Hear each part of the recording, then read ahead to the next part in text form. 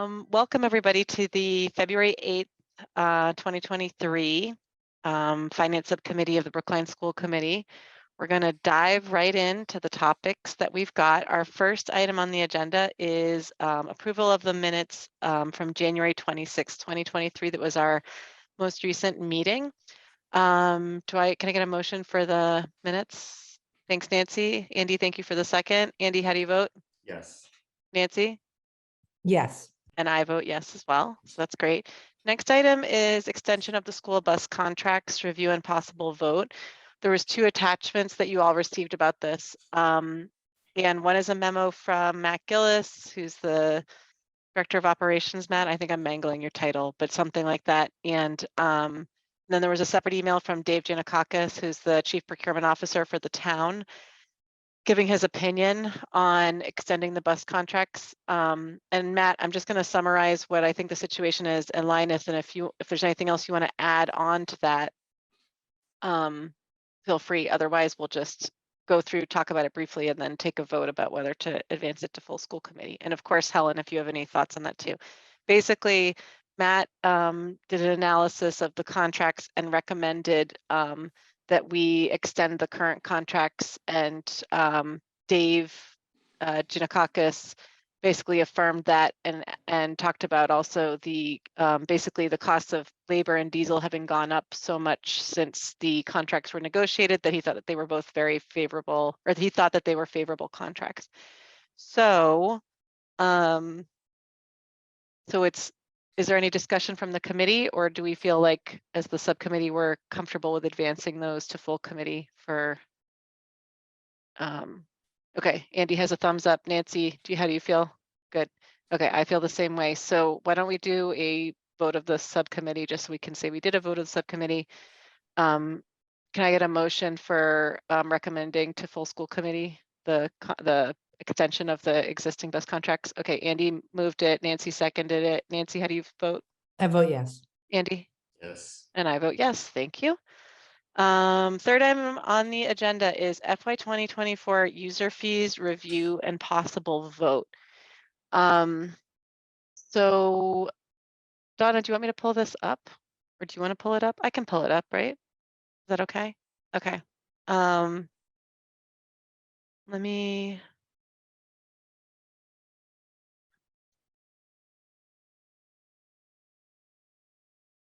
Give me one moment. Let me figure out how to do this in the best way possible.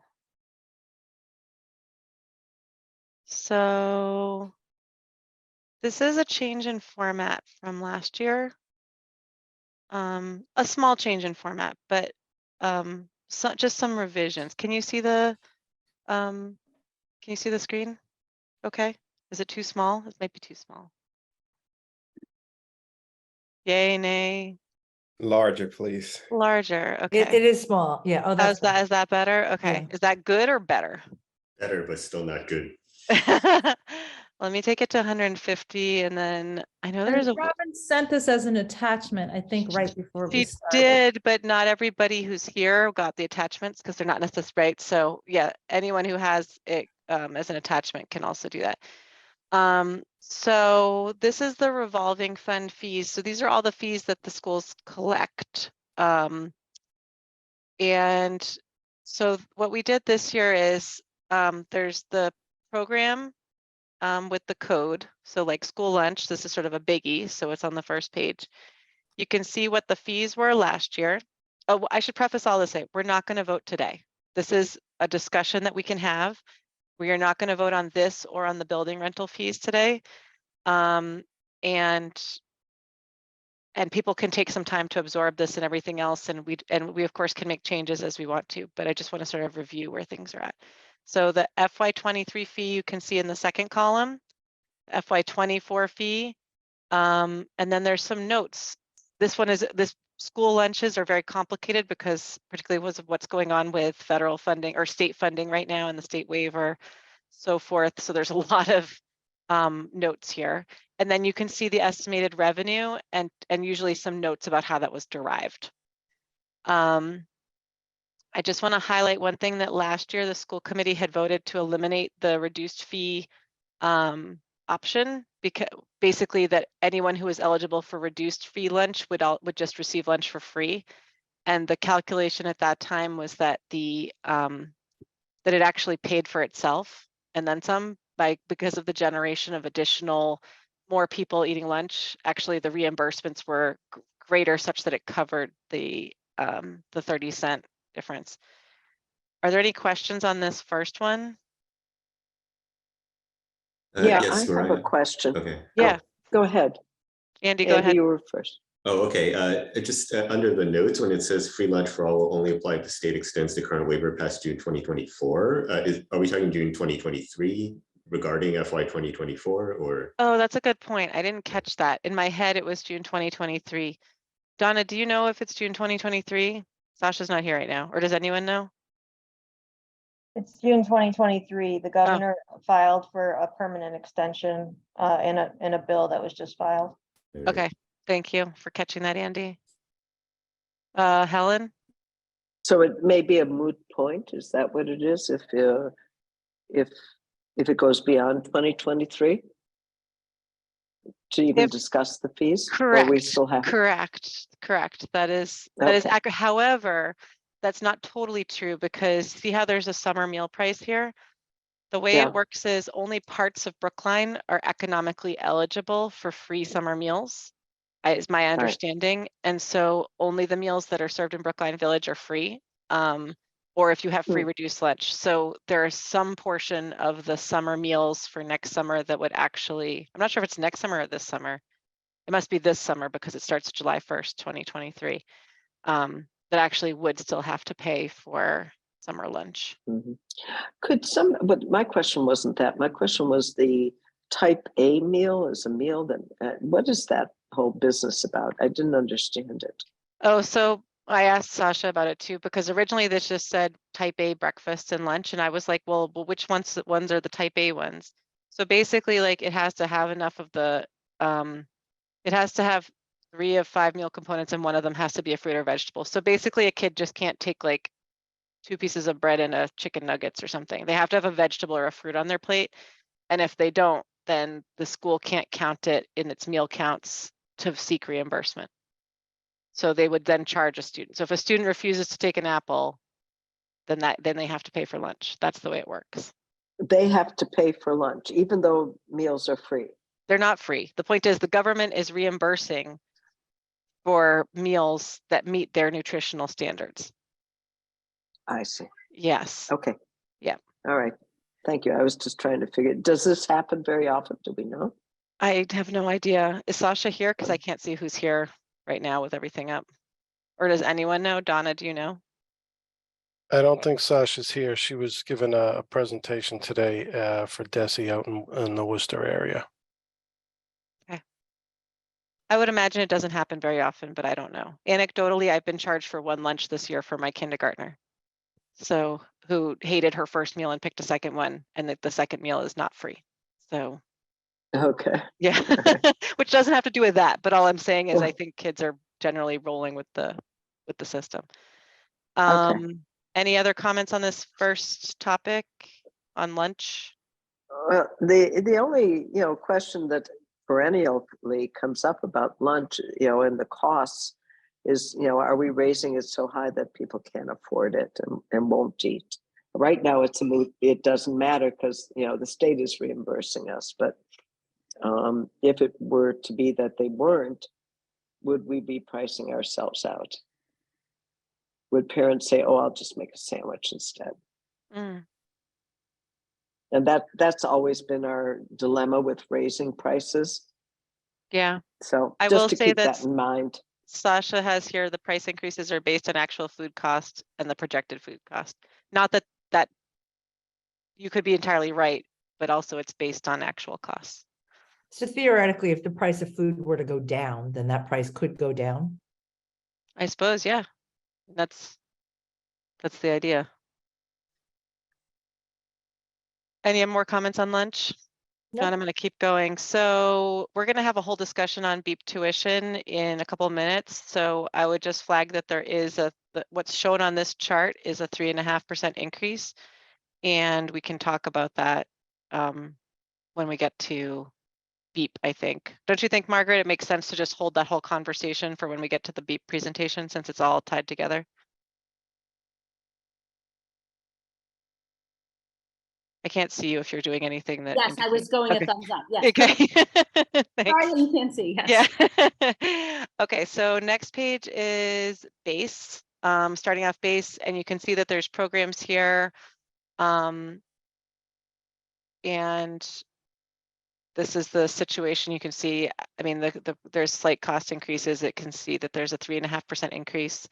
The only thing that was worth noting, I thought, was that the music lessons, although the range is higher, the actual music lessons are currently planned to be $812 a lesson, not up to the $905. But because base, and we had a long conversation about this at one of last year's finance subcommittees, because base has had trouble retaining part-time lesson instructors, they wanted to have some flexibility to be able to hire as needed to increase that rate. Next is materials fee, and that's at a 3.5% increase from A&F. My question is on materials fee, Donna, or for the committee in general, I'll say, to what extent, like, I know that in previous years we've had the rate lower, and how does this rate compare to overall rate of budget increase and salary increase? Because, and I think those two things are like essentially interlinked, and it would be helpful for me if we could get a little bit of a historical going back, maybe like more than just 1 year, of what the budget increase has been and what the materials fee increase has been. Is that something possible to do, Donna? I'm sorry. I was finding my mute button, unmute button. So what is it that you would like? We Basically can to do? understand how materials fee, the charge has increased over time and how that compares to the overall budget costs. Given that, as I understand, this is essentially the quote unquote, the cost of materials for students to attend. That's why it's called materials fee. Mhm. Right. And so how is that compared to our actual costs, and making sure that we are covering those costs? Okay. So tracking it against the overall budget. Thanks. Does anyone else have any comments on materials fee?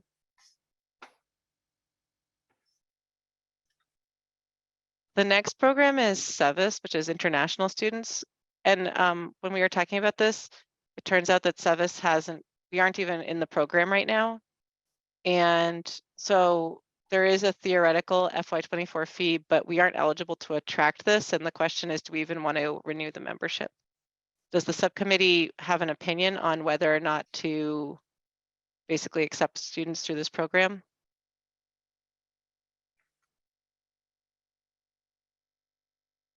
Go ahead, Nancy. When was the last time we had? It someone said, in the program? it says it hasn't, the membership, not even the membership, it hasn't happened for at least 3 years. Oh, sorry, didn't see. That's okay. I don't know the answer to your question. I know it's been at least 3 years, but when a student was last accepted, I also don't know. And what's the likelihood of this popping up sort of in the middle of the year or in the next 2 years that this needs to be budgeted for? Well, this isn't even necessarily the budget. This is the fees for it. Oh, it was, accounted for. I say take it out unless we think that this is imminent, but that's my opinion. Yeah, I can give you some history on this. Mhm. Oh, yeah. I don't know if you want. We can Really do that quick. offline too, Helen. I can ask you about that. That's interesting, but okay, I can ask you offline too, Helen. Okay, never mind. I'd be happy to hear about it now, Helen. Okay, Sure, just quickly, up until 1993, we were able to take tuition students, and we would have a budget increase at that time of about $500,000 to $700,000 because we had space in the schools at the time, and we took tuition students. Now, when ed reform came in, it no longer allowed you to do tuition students, so we stopped. But we still had a number of international students who would come here and register, and this was our way of and these were wealthy kids, who would, parents would buy an apartment and they would come, and mostly at the high school. And so we began charging tuition for them because otherwise they would have gone to a private school and paid more tuition. So that's where this comes from. I think because of COVID and everything, we've stopped doing that. And so that's a very short answer. That's interesting. Thanks for that background. Cliff has his hand up. Go ahead, Cliff. Yeah, so I just want to give a comment. I think Helen's correct that because of COVID, the international exchange programs as universities as well sort of kind of disappeared. I can tell you that we hosted 2 kids through this program, and it was great for them. It was great for our kids too. So if the only reason it stopped was because of COVID, then I would just suggest that you talk to the administration about whether or not you philosophically wanted have those kids back. I thought it was a great program. Cliff, Okay. how did we attract students for that? Did we? I want to park that w- conversation right now. Sure. Yeah, because it's fair not- enough. yeah. Okay, yeah, sorry. I think that your point, Cliff, of asking the high school administration is fine. My also thing is I'm not sure that the price that's suggested here is even, I think that it should be competitive with private schools if that's what we're talking about or close to. And I don't think that this price is anywhere near that. And so I think we should probably increase that amount significantly. And do I we have agree. an idea what the actual membership cost is, or is Yeah, that? and that's the other question, right? I mean, we should find out what the membership cost is. Let me just write some quick note in there on that.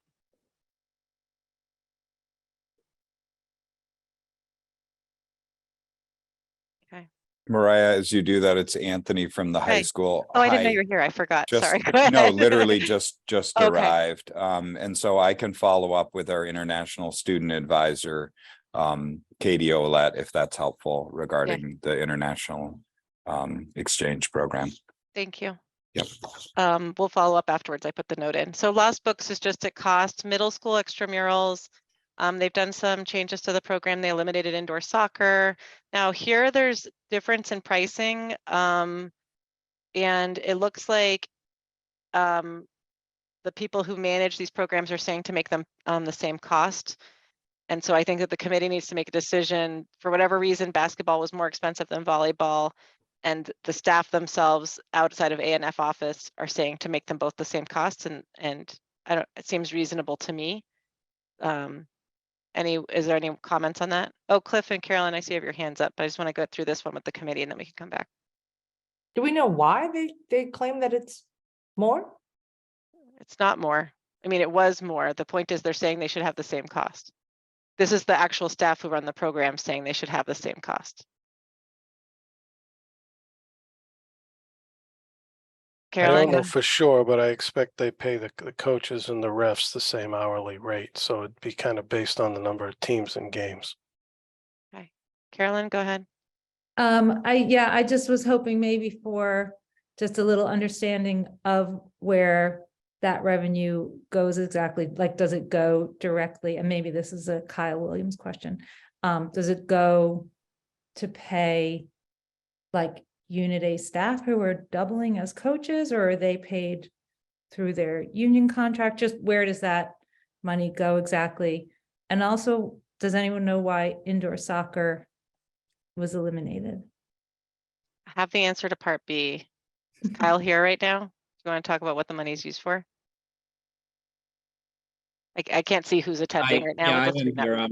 here. This actually falls under the wellness department, not the athletic Oh, department. right. Yeah. Sorry. I do have some knowledge from my time at Baker if you want it, but We'll take it. all right. Used to be 3 sports: volleyball in the fall, basketball in the winter, soccer in the spring. Volleyball and soccer were a practice and a game each week. Basketball was 2 practices and a game each week. This transition, I believe, is making volleyball in the fall 2 practices and a game each week, which would be consistent with basketball. And so they should have a consistent cost. What I know about indoor, thank you, Kyle. What I know about indoor soccer is what Carlin said, and they've converted the indoor soccer from an extramural, so school versus school program, into an intramural with 4 different options, and each school will be able to pick the 4 different options. And rather than having it funded, it's basically like part of a stipend now, as opposed to an extra pay. So the staff receive through the stipend, and it's covered. I think it's like an hour right after school, 1 day a week. I could go back and look at the email, but essentially indoor soccer is being converted into a slightly different sports activity. Okay, athletics. You can see the changes that are recommended. Athletics, so there's A&F is recommending an increase and the department is not. And the uniform late fee is there this time for $25 a season, and then lost uniform equipment is at replacement cost. I'm gonna like take personal privilege and say I don't think there should be a uniform late fee. I think that if you lose your stuff at a certain point, then you have to pay for it. But I don't know why we have a late fee, especially when like no one is using those things until the next time around. It doesn't make sense to me to have the late fee. And also, I'm just going to say that I hate the idea of a fee that is $11, like $311. If we're going to increase it, it should just be in like normal numbers as opposed to some hard to remember number. So, and then I would also point out this online payment, and I would ask, like, how can we get the online payment set up? Donna, Kyle, whoever else is here. What do we need to do to get that portal set up so that people don't have to send checks in to I can't remember her name, Ms. Donaldson.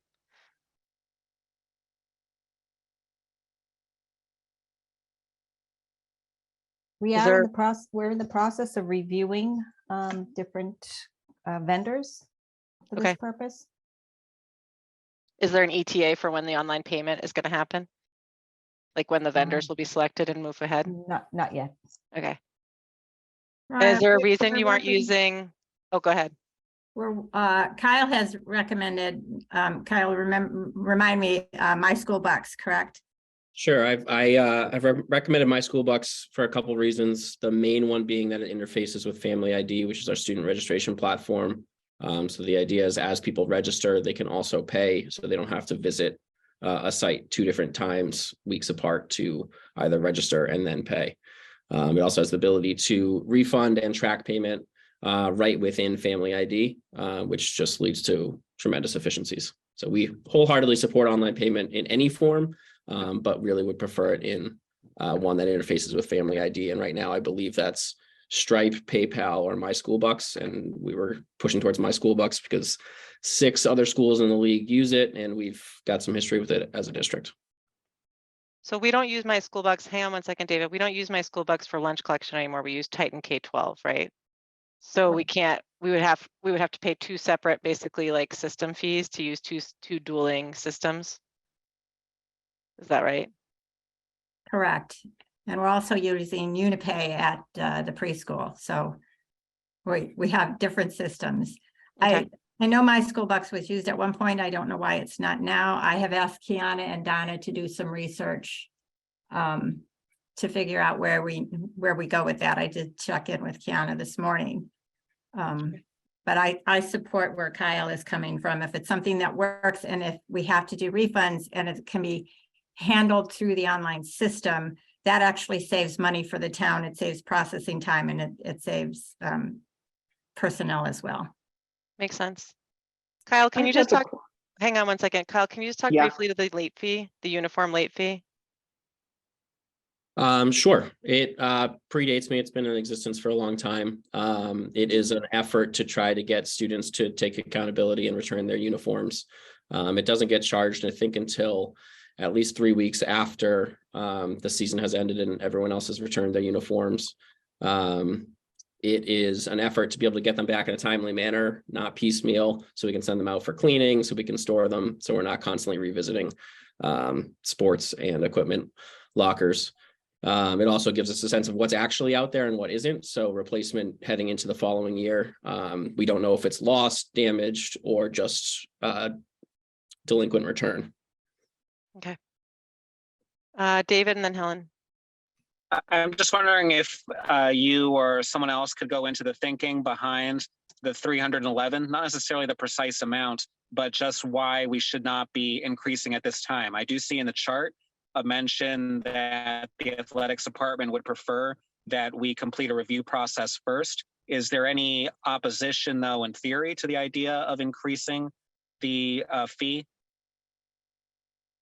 I see there's about a $13,000 difference between and 111, and we would land on some other number, but every bit counts, it would seem to me. Certainly every bit counts. I think my thinking here, or my recommendation here, was based around developing an understanding for what the fee is covering, how much of our programming it's covering and staffing, and then being able to make an appropriate determination of what that increase would be. Absent that information, it's hard to say whether it should be 310, 390, 425. So that was where my recommendation came from. I felt like we needed more information to be able to set that number if we're going to justify an increase. One of the reasons I ask is because I know that you're looking to have an assistant hired ideally, and I wonder whether, well, I'll just, if we can find other ways to increase revenue to try to meet that need as quickly as possible. Yeah, I'll also share that the 300 as it is comparable to other districts. The only Newton is 325, Wellesley's 300, Needham, Natick, and I had one more, are all less than 300. All of those districts also utilize a family cap, which limits the impact on any one family, which we do not utilize.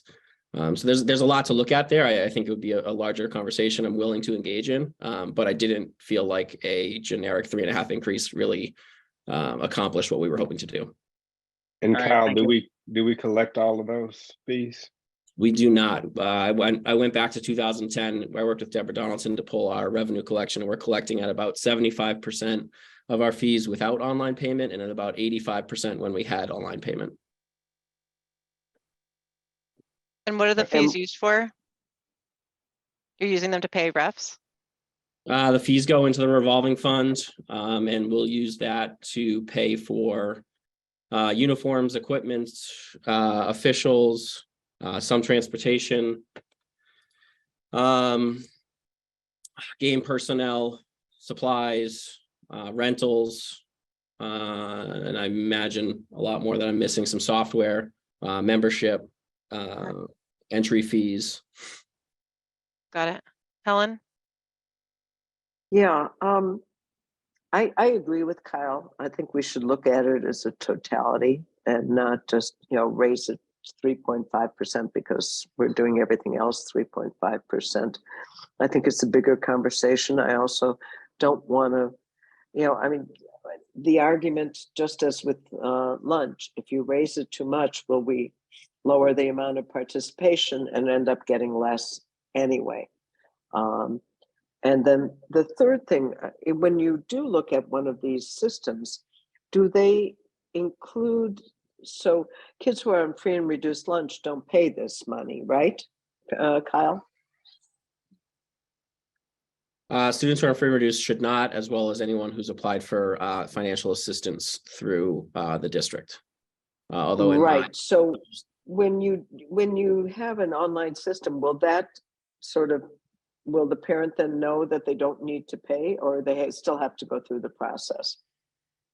There are a couple different ways to do that. One, within the student registrations, families and students can self-identify as receiving X percentage through the financial assistance program or being free and reduced, and then that will be applied to their total at checkout. So it could go down to $0 for the fee, or $150 depending on what the reduction is. The second way to do it would be to, instead of integrating payment at time of registration, would be to bill families afterwards.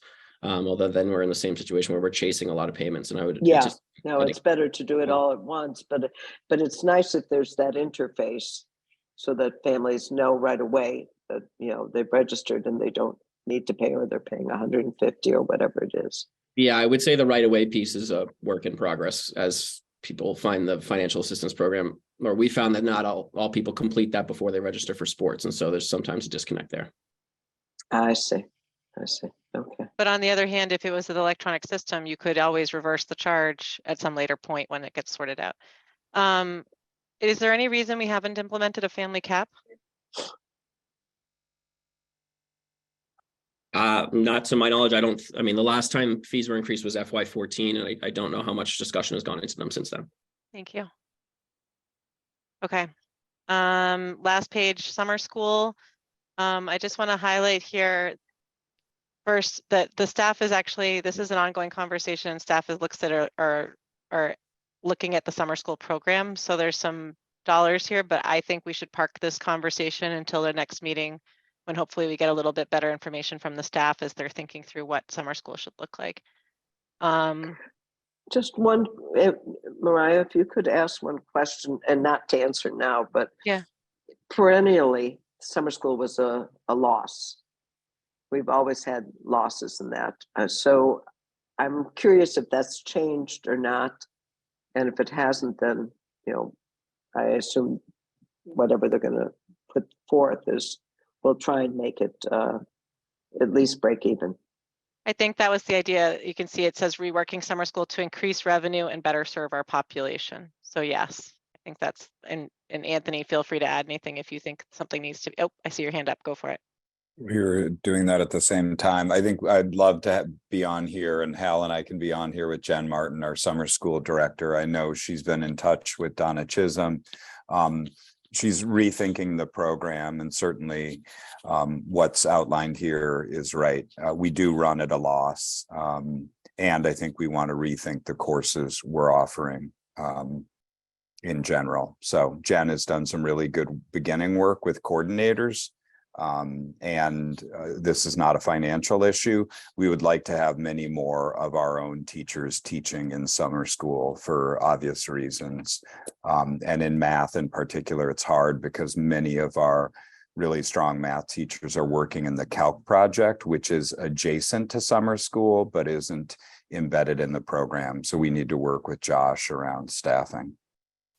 Just to say that Grace and I traded emails, because this was something that when that Jen Monopoly and Leslie and I had discussed doing a summer, or doing around this time of year curriculum review, because summer school covers, it hits both curriculum and finance. And Grace just onboarding right now, we've pushed that out, I think, a little bit I'll give Grace time to, even catch her breath and see what's going on. But I think it is really important because it does straddle these two areas to get a sense of making sure that we're providing things that people are interested in, addressing things like whether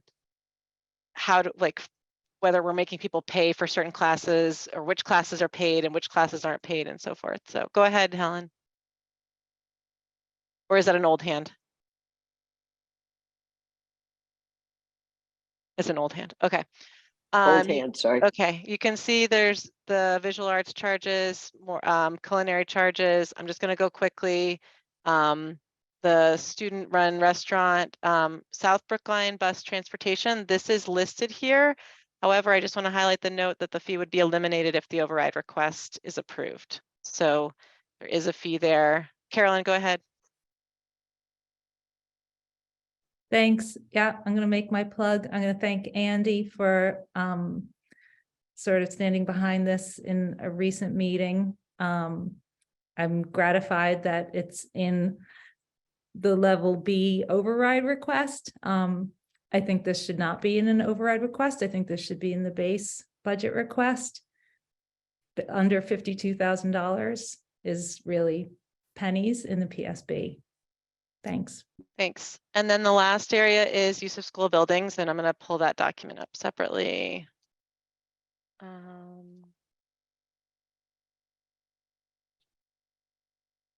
I can find it, bear with me.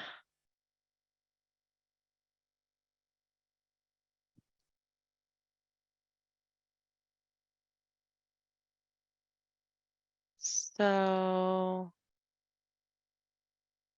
here's the rental fees. You can see the building rental fees. And you can see the historical rates. So these are the buildings, the spaces within each building, whether or not they have air conditioning, historical rates. Some of these spaces are new, so they don't have historical rates. And then the base rate for which we're calculating FY24 would be for-profit rates. And then you can see the partners and the fractions that they pay of that base rate. So for example, the PSB partners that are listed here, which would include, according to this, Extended Days, Brookline Music School, and Brookline Adult Ed, they pay 20%. You can see that there. And so those would be their hourly rates. Nonprofits that aren't part of the extended partners, sorry, the Zoom thing is making me crazy and getting in my way. Move that up. Other nonprofits would have 65% of the for-profit rate. And then historically, town departments and PTOs have paid nothing, and that's reflected here. And you can see the 5-year rate change. It actually, because these historical rates were based off of the other nonprofit, and we're changing that. So this is this rate compared to this rate. So column H compared to column L. So you can see that most of them are in the range of, we'll say, low 20s to mid 30s for their increase over 5 years. The below those, I'm just going to keep talking until anyone has a question and wants to ask it. Below those, you can see the labor rates. Similarly, you can see the historical hourly rate, the proposed hourly rate. And then below, you can see AV equipment. Again, historical rates. These are flat fees for an event, and then the proposed flat fee. So, Mariah, I can't, oh, here's my hand. Hi, go ahead. Okay. We used to have at one point a minimum charge for nonprofit, or help me, Matt Gillis, because you know that there was like a 3-hour minimum or something like that. So on the weekends, you're not seeing the whole rental application here, but on the weekends, there's a 4-hour minimum too. It's to written rent here the over here. space. Space There- rental, 4-hour minimum on weekends. This is just Oh, the okay. table of fees, Right. yeah, but Because that's the minimum agreement we have with the custodians to come in and work on the weekend. It's, there's a certain level of fairness if you're going to ask people to interrupt their day, that they're not just going to have to interrupt their day for 2 hours. Right. So The that's other, go ahead. that's the reason for the 4-hour minimum on weekends. And it's an overtime rate because all of our staff are scheduled weekdays. Weekends are an overtime rate. Okay. And do we think that the new spaces at the high school are appropriately charged? Because they're very nice spaces.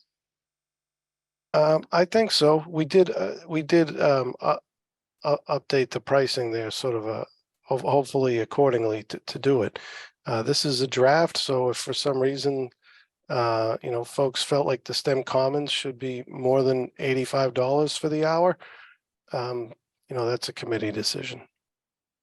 It's 130 for the hour, isn't it? for profits, correct. He's looking at the nonprofit At the rate. nonprofit, Oh, yeah. I'd say 90+% of our guests are nonprofit entities.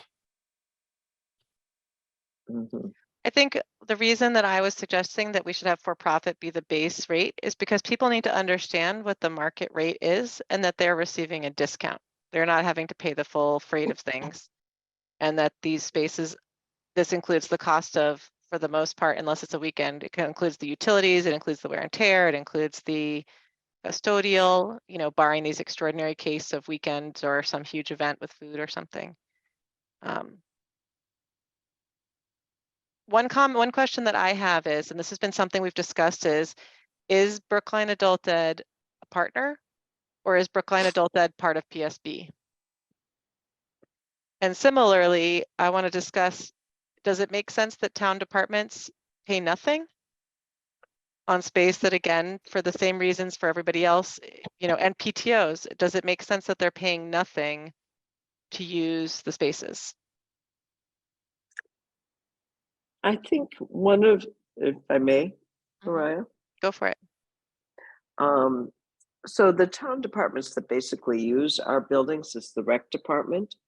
And we have an agreement with them that's being updated or was being updated. I'm not sure if it happened, where, there's all sorts of, give and take here, where we use the fields and don't pay, and they use the gyms and don't pay. So it's that sort of thing.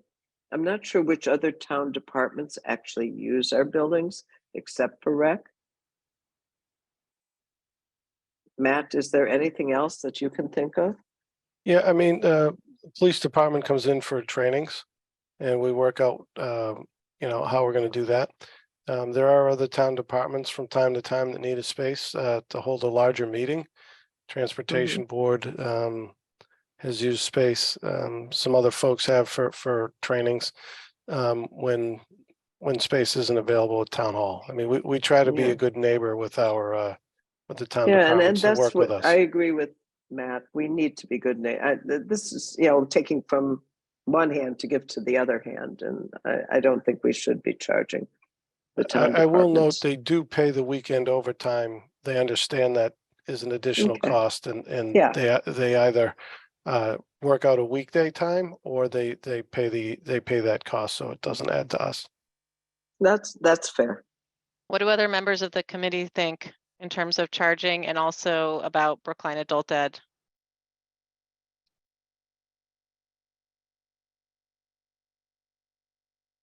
I can't see anyone, so just speak up. I don't know. I've always thought adult ed was a good idea, a very, very good idea. And I think that to consider them a partner, I think is also a good idea. Regarding charging other for Partner, the space, just I to be don't clear, know. the partner meaning that they have to pay for space even though they're part of PSB. No, I understand that. I heard you mention PTOs. I heard you mention some other, I mean, what is the real wear and tear on the building? I mean, I get paying for custodians, that's, because their time is not free. But I think if we start getting into sort of the nickel and dime of, you use the chairs, and I don't know, I just think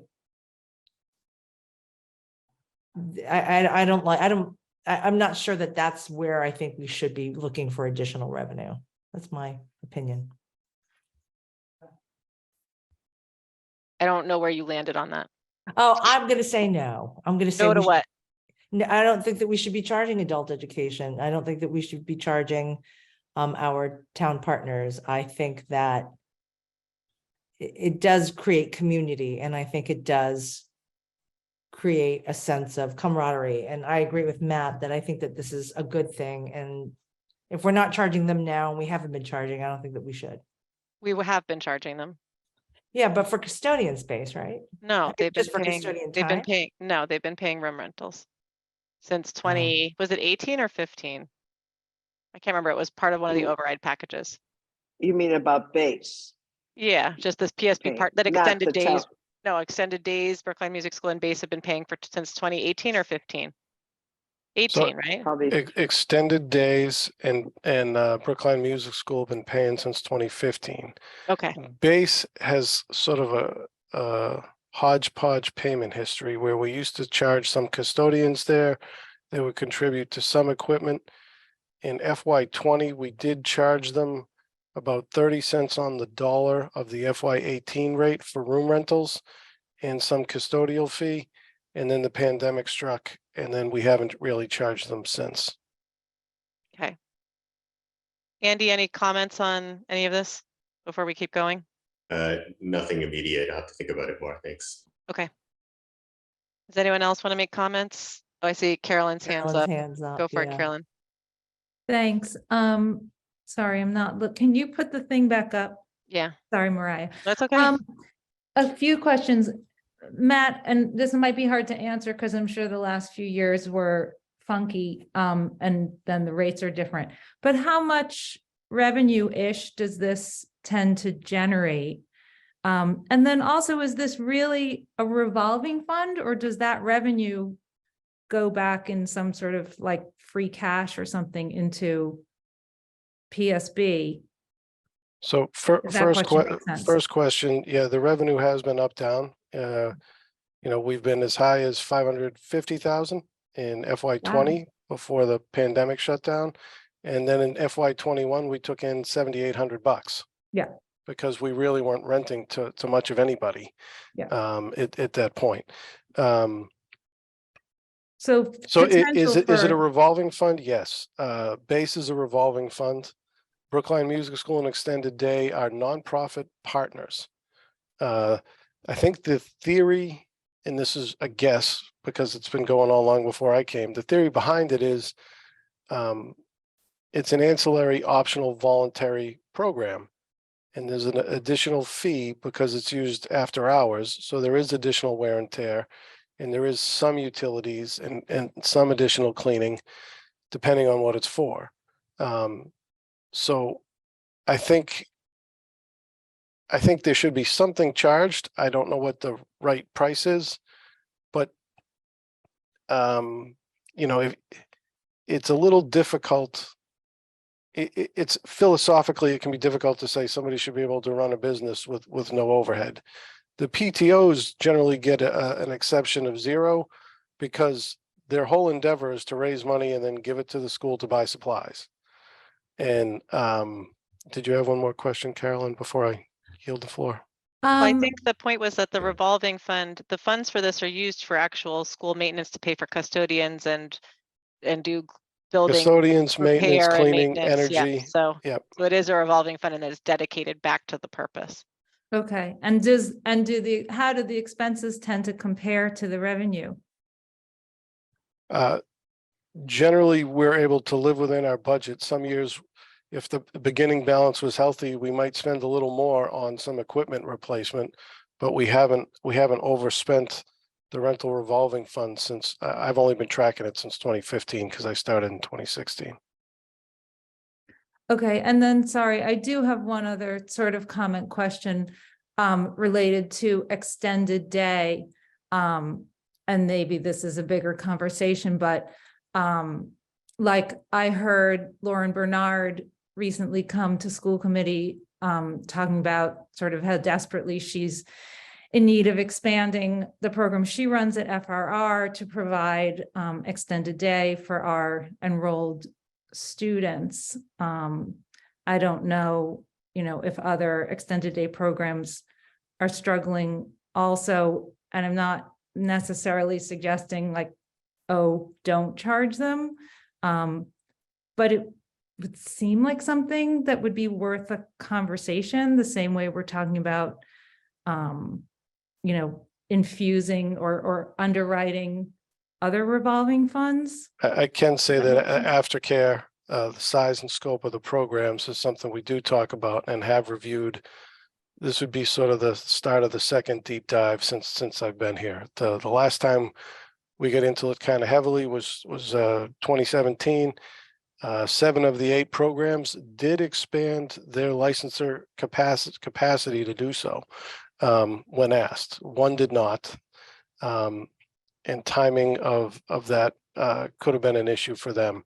And, I think it's probably time for another review, as the town has also had struggles with the rec department in their aftercare program at Seoul, which they haven't been able to staff. So we're aware of it.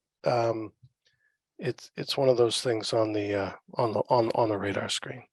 I would just also point out that I reached out to the extended day. They have an extended day council, and I reached out to let them know we were talking about this, but wouldn't be voting on it, so that they could either attend or review the tape, so that they could provide comments as a group, because they operate as a collective to provide feedback to the district.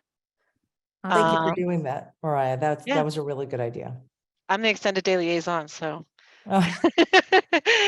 it behooves Well, thanks me. for doing a good job with that. Anthony, go ahead, and then I want us to keep going off these.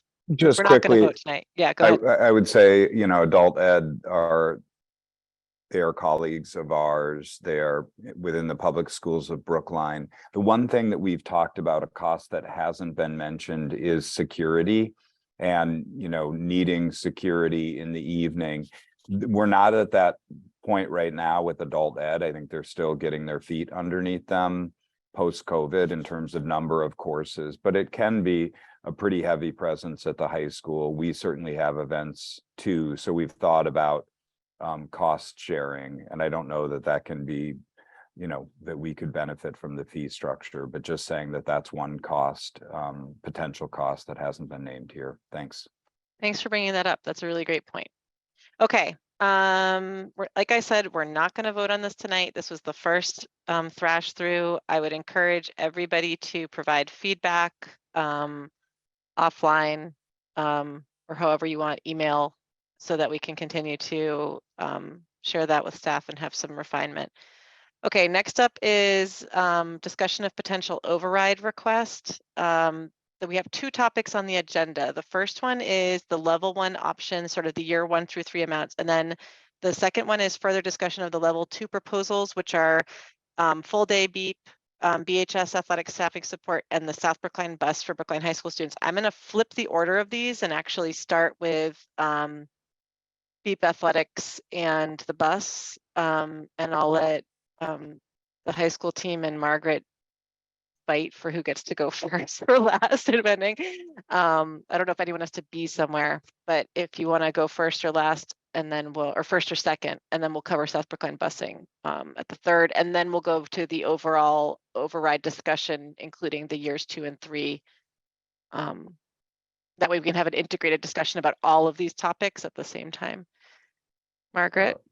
I would yield to Margaret. Some of us are going to go to the teen center fundraiser, but we can hold tight. And no, it's fine. If you have somewhere to go, Anthony, please. No? Okay. Mariah, Quick question. Do we have spreadsheets, Mariah, on this? On what? On all the override requests and all that? You haven't seen it yet. It's all being developed, but you will see tables in what's coming today, tomorrow, etc. Okay. Yeah. All right. So we're just listening. Thanks. Yep. Right. All right. So Mariah, should I share my screen? Have at it. All right. Have at it. Let me find it. Hold on a second. Sorry. Hope you're all doing well tonight. Thank you for having me here tonight to talk about BEEP, my favorite conversation, as you all know. And the status of BEEP is good. I'm very happy to say. All right, here we go. Let me just get it into a slideshow presentation. I can't see anything, so as I go through, if you want to ask questions, just shout out or let me know what you want to do. Thanks. All right, so here's just a quick agenda about these slides. We're going to talk about the review, the projected enrollment for fiscal year 24. We're going to talk a little bit about the proposed tuition for fiscal year 24. We're going to think about that really important topic of moving us to a school day and the anticipated tuition increase, and then remind everyone of the vision that we talked about in November for BEEP's future. All right, so I'm happy to report that applications closed on January 15th. We received over 346 applications. That includes both new and returning students. 47 families have applied for financial aid. We do not know yet if all of those 47 families qualify, but they have applied and are going through the process. I am very excited to tell you that we are going to reopen the Putterham Preschool, which we closed last year due to lack of enrollment. So that means we'll be at 24 classrooms, which is one more than we had in fiscal year 23. I will thank you all for supporting the notion of having a rolling admission for preschool. That enabled us during the fall to enroll 6 or 7 additional preschoolers at Clark, which has made a tremendous difference. And as you can see in the small chart below, that sort of just shows you a little bit about the configuration of BEEP, how many IEP seats we plan for, financial aid seats, tuition paying seats, and what the total overall seats available are. Margaret, can I interrupt really quickly? Of course you can. Okay, I just want to say that at school committee, we've had discussions about the number of financial aid seats and ensuring that students who qualify for financial aid and have applied can attend. And right now, I just want to highlight that it says 47 families have applied for financial aid. And as you said, they're going through the qualification process.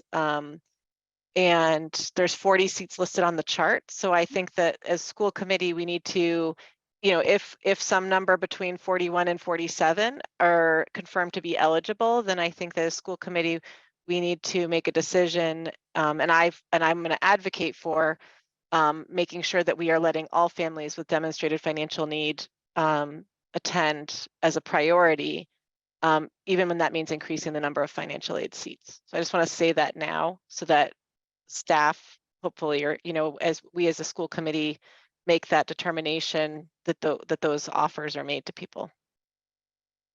Yes, thank you, Mariah. Thank you all for supporting that initiative. We were also able during the fall to enroll more financial aid students given the conversation we had in November at the presentation, and we were able to enroll students from the shelter that have moved into the town, and also some additional housing students. So that's been a really positive impact for families in the community. All right, so let's look at our current tuition. It's at $11,796 for our B program, which I'll remind you goes from 8 to 1215. So here are the three different proposed increases for reminding us that we're having the additional classroom, which we're very excited about for fiscal year 24. You can see a 2%, a 3%, and a 3.5% increase, and what those numbers are. Finance and administration are recommending a 3.5% increase. I would just like to point out that while we say that we have around 217 tuition paying seats available, we have been enrolling between 190 and 217. We've been landing at the last 2 years at around 196. So we have been below 200. I do think that will improve over time as people have built back the trust and that COVID is, receding a little bit, fingers crossed, but that we're staying open and operating and able to operate. Any questions about this slide? Why don't we hold the questions on the rate of tuition increase for a little bit and have you keep going, and then we can come back to that at the end. Sounds great. Okay. All right, so now let's look a little bit about full day programming for BEEP. So there are two factors that we have to think about. Some of our staff will move from 0.85, our teaching staff. I'm sorry, Margaret, will you go back one slide and can you, unless you're doing it later, can you contextualize these fee increases in terms of the market? Yes. That's so later, right, Margaret? Yes, we absolutely. There's a slide at the end. Perfect, perfect. Dr. Guillory, that will definitely address that. Yes. Okay, sorry. So anyway, we're talking about the two different components. There'll be some of our staff is already full-time, but the part that we're thinking about for full day, fiscal year 25 is the first part of this slide. The 18 general education inclusive pre-K teachers that will move from 0.85 to 1.0. And the 32 approximately, depending on sometimes one-to-ones, paraprofessionals will move from 0.67 to 0.85. The remainder of BEEP educators, which are 42, there'll be no increase in FTE. So that includes RISE teachers, ALC teachers, specialists, and admin. Can I just interrupt real quick, Margaret? Just to say that those people are already at 1.0 FTEs. Or they're at part-time by design. Right. Okay? Yeah. So the choice, but they're already at their 1.0 or whatever they have negotiated for their contract. So when thinking about that and about full day programming, we're looking at a tuition of about $17,500. When you look at what that would, and increasing the amount of hours that you're going to have per week and the amount of hours that you're having in a day. Remember that you're enrolling between 190 and 217. I think we'll get closer to 217 when we have full day and we're able to offer more for families. And these are the things that Dr. Guillory was just asking about. So just a reminder that our 8 a.m. to 12:15 program just is not working for many families. And the reason, that's the reason that we're not meeting our projected enrollment, right? We just can't do it. If you look around the centers in Brookline, full day program ranges from $16,000 for 8:30 to 3 p.m. program to around $20,000 for an 8 a.m. to 4 p.m. program. So that proposed tuition falls very much in market range for what we're thinking about. And remember, our public school program is much high quality. Not that these programs aren't. We have so much rich resources in the public schools. Not to mention you're, for many of them, located in the buildings and are exactly right. We're getting to that piece, right? And currently, if a BEEP family pays for the morning tuition and then they go to extended day until 3 p.m., they pay on average $19,297 a year. So that means we are still going to be below that market range, meeting a big need for our community in those buildings where their other children might be, in the communities that they're eventually going to be a part of, right? And so over the next 2 fiscal years, that's our goal, to reduce the number of lease spaces we have, which will be a cost savings for the district, and to increase the programming for our students to meet all their needs. And this is the last slide, just reminds us that our long-term vision over the next 5 years is to reestablish our inclusive classrooms in public school or Brookline spaces. This is going to optimize learning for students, and it's going to reduce cost for paying for lease spaces. And that is my presentation. Margaret, can you go back to the slide that has the 2, 3, yeah, that one. And I just want to, before we get into the conversation, I want to contextualize this, and then I want to ask Ruth to comment. Linus, is it Ruth who's going to comment about the other question of what this means for the override? Or are you going to discuss that? Yeah, Ruth can Okay. do it, and then she can come to me. So I just want to highlight that the decision we're talking about for the tuition for this 1 year would be a 1-year tuition, because it's the part-time program. And then what Margaret has proposed on that later slide is a tuition which school committee would need to vote, but it has to do, you can see how it's contextualized. We don't have to vote the number for FY25 at this point. However, that number will be used to for some of the conversation that Ruth is going to talk about in a minute. But again, just to highlight, this is the 1-year increase, and then we're going to be going to the full year program. Ruth, do you want to talk about the other bit of how where we're at on calculating the override impact of this? Yeah, so Linus and I met with Margaret the other day to take a look at her numbers, and we did just some, back of the envelope calculations, and I've just looked at it again briefly this afternoon. I'll do a much more extensive look tomorrow morning, but right now, based on the cost that Margaret is proposing for FY25, basically it's going to be cost neutral to the operating budget. The amount that it will cost to extend those individual teachers and paraprofessionals to meet the full day for the program will be more than offset by the additional cost of the tuition. Great.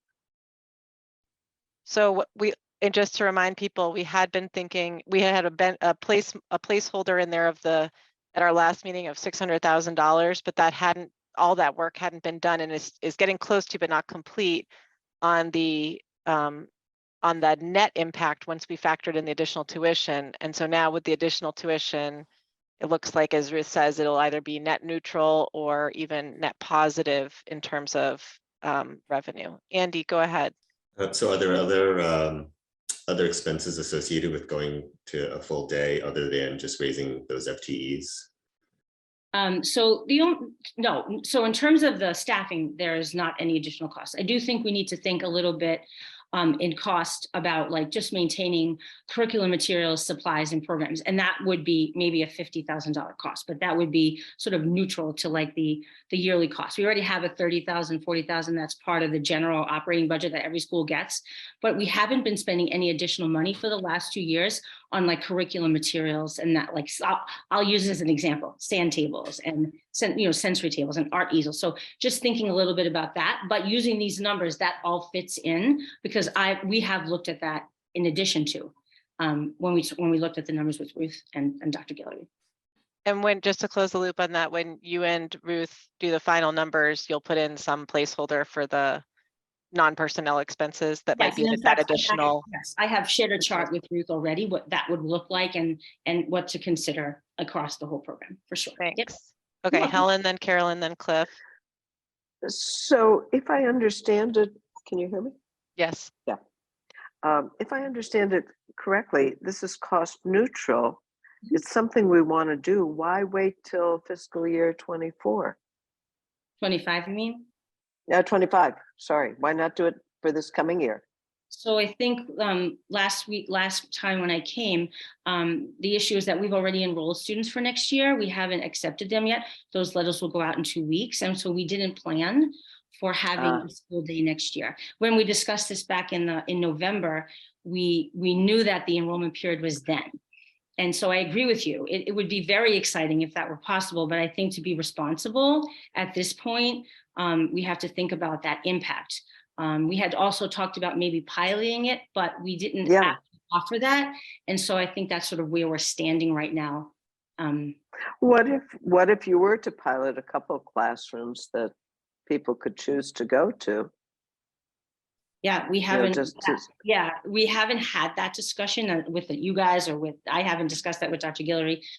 We just planned for fiscal year 24. This is what we're going to do with the real intent that that what we move to fiscal year 25, we're going to be in a good yeah. space. No, I Also, get that. yeah. I get it. Yeah, Makes we're sense moving to to, be right. thoughtful and We're moving planning to and all that. Driscoll. We're also moving to Driscoll, and that move is a big move in itself. We're going to close Clark Road the following year, then we're going to have to move classrooms. So I think making a plan that's responsible for families and then being able to implement it with real certainty is what I'd like to offer for families. And for staff to have a year to Absolutely. plan for it too. Yeah. Thank you. Okay. It just seemed like an opportunity. That's why I asked. I agree with you 100%. It really does. seem Especially like- when it's cost neutral, right? It's like, why didn't we do this 10 years ago? Go ahead, Right. Carolyn. Thanks, Mariah. And thanks, Margaret. This is so informative. And I really love learning all this information. Just to be perfectly clear that I'm following. Yes, ma'am. This good news about raising tuition, still being within market rate, well within market rate, Yep. being cost neutral for you wanting to go to a base of 230 day. Mhm. Are you saying, not you, is school committee or Dr. Guillory saying that now the 600,000 that was in your override is Hold tight because we're going to review all the numbers at the end of this. Yep. okay? Yep. And I guess the related question is, Margaret, I think I heard you also talk separately about, and maybe this is a longer term goal, of a wish to offer extended day not through partners. And it was never clear to me whether that 600,000, whether the vision for that was this of going to a base program of 230, or whether the vision included subsidizing, I think you said, to 5:45 p.m. Yeah. I hope that question makes No, sense. that's a really great question. We used, Mariah, may I answer? Is that okay with you if I answer quick? Of course. We used to offer our own extended day programming. And that's how I actually came to BEEP. I was the extended day director for the program. But it really is a very hard thing to do fiscally because your contraction, you're using the same employees, like during the morning and the afternoon, you have to think about the number of hours. So we're moving to like nonprofit partners. While that's had some challenges, actually takes away that complication. Moving to a school day will reduce the need for some families to have extended day. When you look at the number of families that go until 3 and those that go to 5:45, there are still going to be a need for that for sure. And we have the good partnerships in place now, but this is going to really reduce the need for families that are looking for a school day. And then Okay, fully understand. I'm just still wasn't clear on whether the $600,000 was envisioned for the 230 or for subsidizing your partnerships with extended day providers. It was not. Those are just private pay. Yes, exactly. Yes. Thanks so much, Margaret. Oh, thank you so much. Cliff, go ahead. Hi, thank you for this presentation. Do you have good data on how many of the current tuition paying students actually go to something after they leave you at 12:15? I do. We do have that data. We know how many of our students go to each of our extended day partners at Beacon, at Clark, at Lynch, and at Parterham. And so how many is that? So at Lynch and at Parterham, they offer up to 30 seats. And so I think they're each at around 25 right now. All of the seats at Beacon are filled, which are like, I think at 22 or 23. And at Clark Road, they're at 23 as well. Some of that, Cliff, has to do with some of the challenges that extended days are facing, in that they can't get enough staffing as well. So those partners had to limit the amount of extended days they could offer BEEP students. And that actually did impact us for enrollment the year that we're currently in, because they couldn't offer as many spots as they wanted to. So I do think that going to a school day will, again, alleviate some of that stress for everyone and make things more stable for families. Yeah, what just so you understand what I'm asking, I'm trying to figure out really if $600,000 is the cost of providing going from 12:15 to 2:30 for 345 children, assuming everyone goes. I'm really trying to, well, not assuming everyone goes. I'm trying to understand what the break-even, number of paying students would have to be in order to make you confident that you're, going to be able to reduce. Cliff, or can I eliminate- suggest that the financial Sure. calculations should wait until the financial calculations are done? The 600,000 was preliminary, so I would just hold on any sort of All right. questions like that. That's fine. Thanks. Thank you. Thank you, Cliff, for your questions. Okay, so for today, we're just to repeat for people, this is informative on providing the sort of net neutral impact on the financial aid. We're not voting on the proposed increase for FY24 today. That'll be part of our next conversation, our next meeting on March 1st. And then we're certainly not voting on the 17,500 right now. That's informative to the estimates for the override, but not something we need to vote. Helen, go ahead. Yeah, does Margaret need to know to let parents know how much it's going to be for next year? We're way when far do you ahead of need to let things. them We know? only, yeah, You're way ahead. we are so far ahead than we have been in previous years. Like we're a month ahead of where we were last year, and I think we're like 3 months ahead of where we were 2 years ago. So we got time. Okay, all we right, as factor- long as you feel comfortable with it, then I'm We good. factor that into, like, we tell parents that there could be an increase between this amount and that amount. So they Okay. know that their tuition is most likely not going to stay the same. Great, thank you. And they'll see this presentation as well, so. Thanks, Margaret. This was great. Thank you. Really informative. Okay, so I think next up we've got Team BHS Athletics. Go Warriors.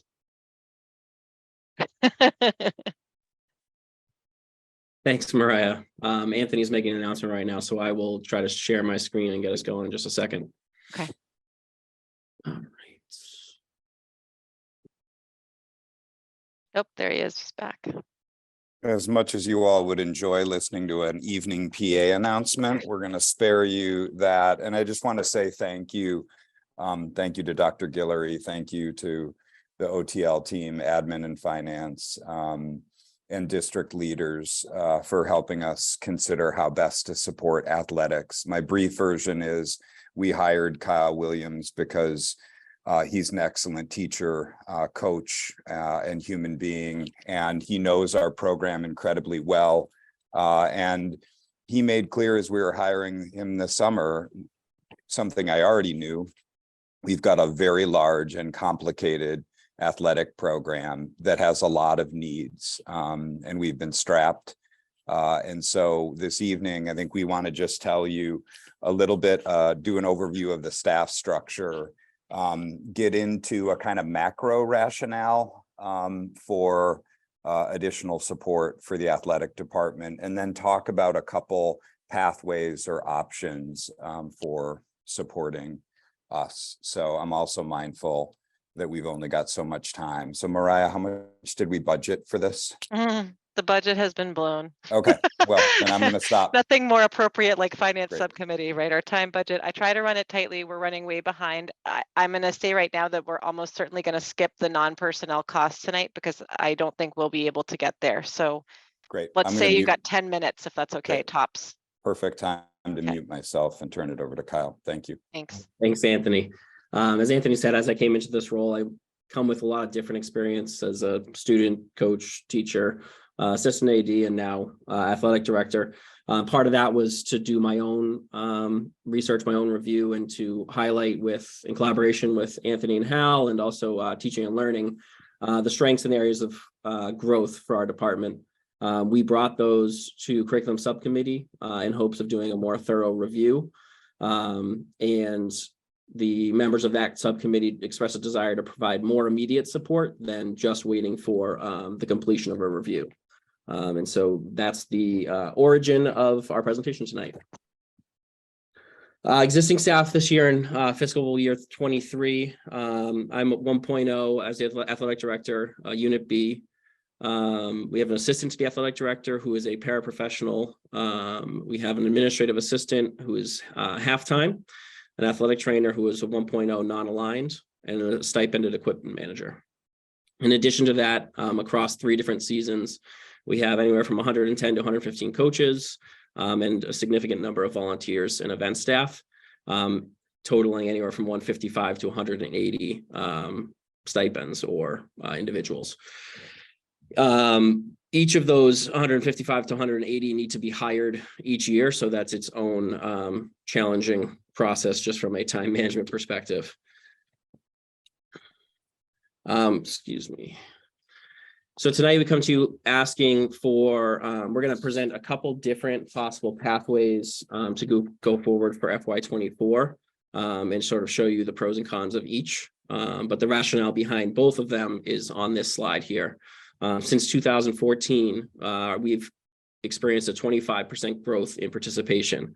And that has been through addition of sports, addition of levels, carrying larger rosters, a lot of really impressive creative work by my predecessor, Pete Rittenberg, and with the support of the district and the school committee.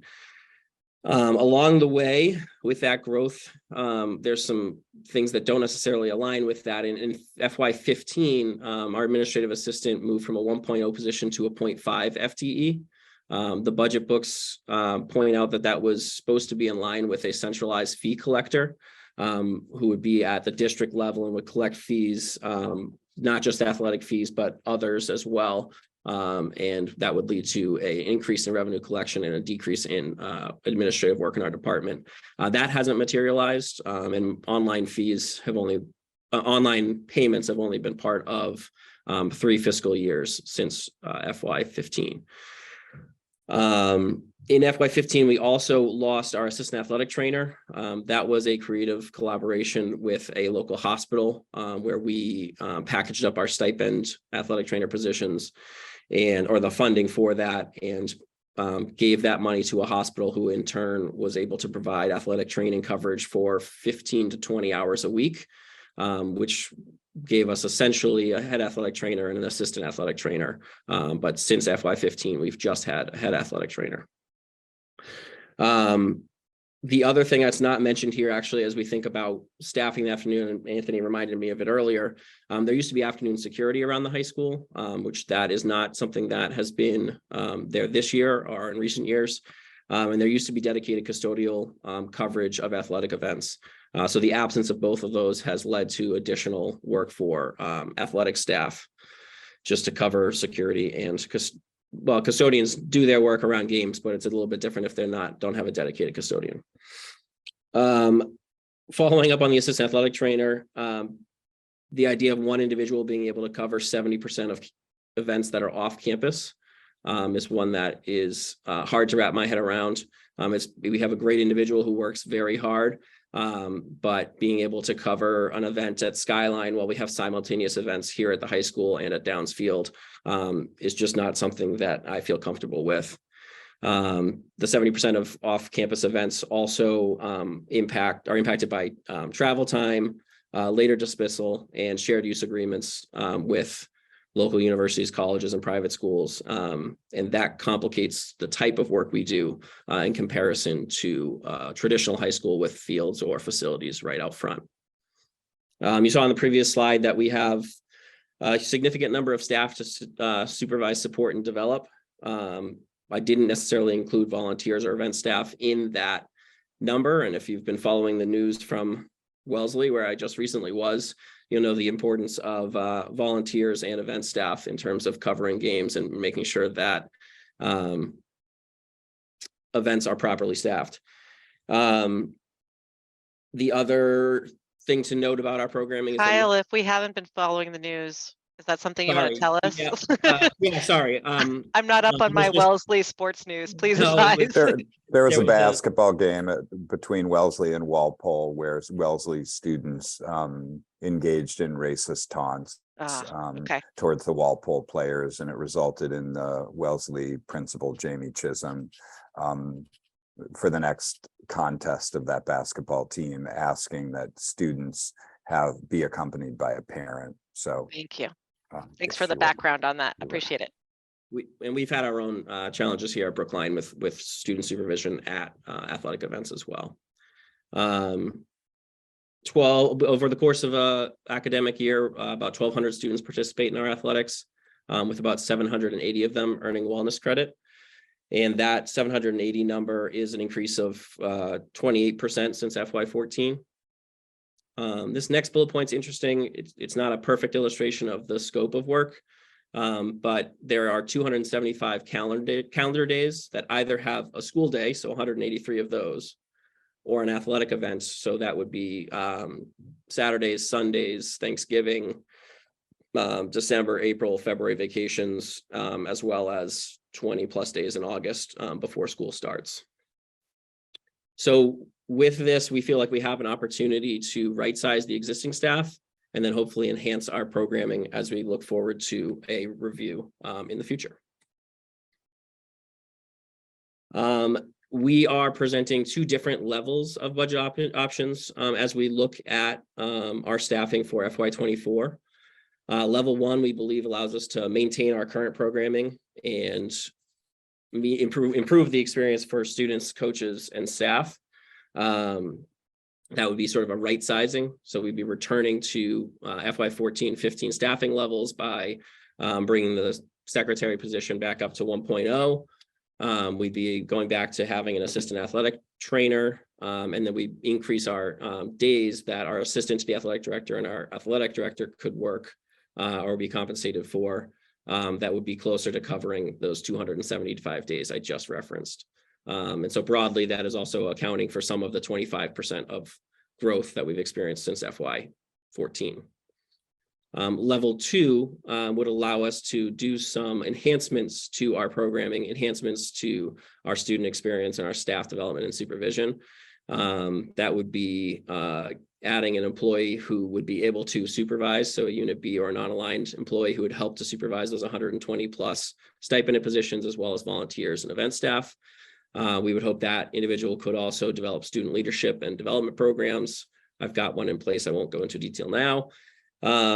We'd like to build out our unified sports programming, integrate days of.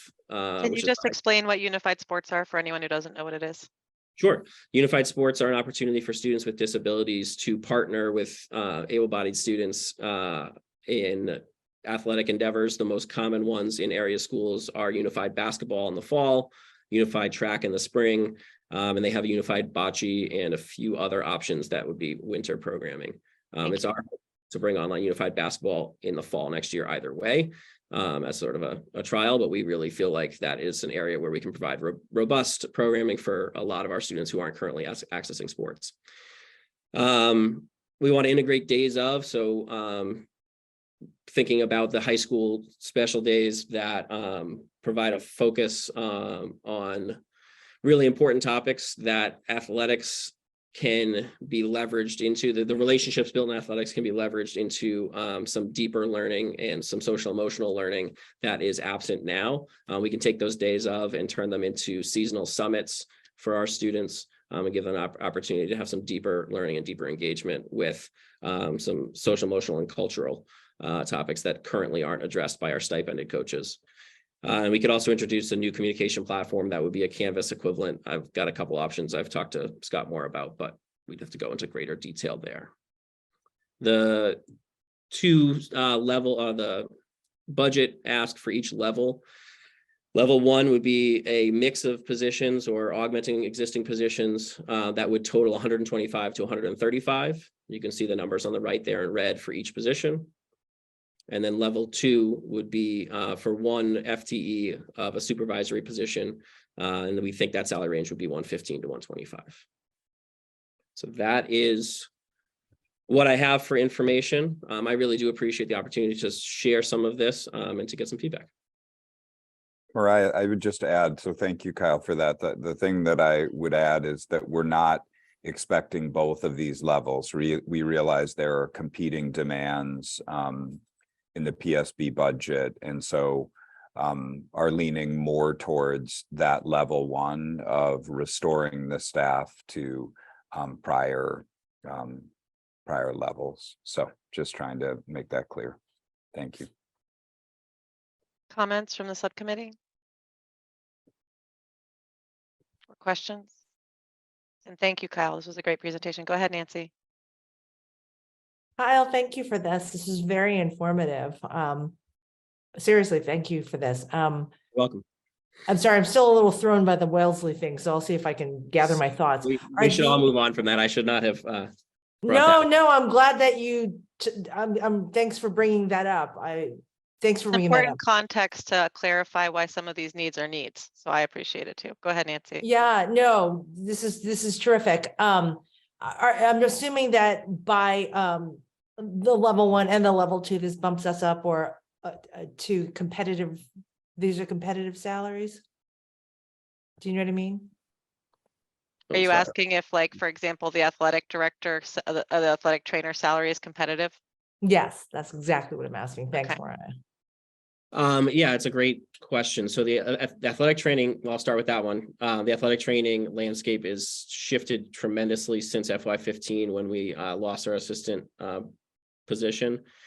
And it's becoming hard to find athletic trainers, even in districts that are paying particularly well. And the way that districts fill athletic trainers when their athletic trainer is absent, sick, on vacation, et cetera, is through per diem athletic trainers. And those individuals are exceedingly difficult to find now, and the rates for them are have skyrocketed. So yes, that is competitive. It would allow us to bring someone in who would be willing to stay here for an extended period of time, could learn the ins and outs of Brookline, and provide us that consistency. The administrative assistant, that's just an FTE increase, so that would be a competitive salary. Assistant to the athletic director would be making the salary closer to being in line with surrounding districts. It wouldn't, to go back to Wellesley, wouldn't bring us up in line with Wellesley quite, but it would be close to surrounding districts. It would be a more appropriate pay for that type of work. And then the athletic director would be an appropriate per diem. The quantity of days would exceed most surrounding districts. I mean, that's like 5.5 days a week, right? Some weeks 6 days, some weeks 5. The 240 or the 209? The 240. The 240, yeah, I mean, not thinking about it in terms of days, the way that I know athletic directors to work is that they basically work 11 months of the year and then recharge in July. So like we have fencing on Sundays, we've got hockey on Saturdays, and then Monday through Friday, we've got events. So that's the winter, we're working 7 days a week. I see. Yes, so, but it averages out, you're right, to 5.5, 6. Nancy, do you have any more questions, or can I go I on to don't, Andy? thank you. No, I'll Thanks. put my hand up. Thanks. Go Thanks, ahead, Scott. Andy. Just a quick one. Are we envisioning then that the athletic director would change from being a Unit B position to being non-aligned? 240 days is a lot, right? So Andy, I would just answer one, that in the previous time we came to Finance Subcommittee, I described our athletic director as unaligned when in fact Kyle is Unit B. Yes. There were conversations a few years ago, I'm forgetting now with COVID, but an ask of the union to consider transitioning the athletic director position to unaligned and considering an assistant athletic director that would be Unit B. So that's certainly a path, and why you have a range here is because there, and I did not consult with Ty or HR about these. These are just general ranges for a Unit B position up until an unaligned position. Okay, thanks. Helen, and then Carolyn. So just, I mean, I support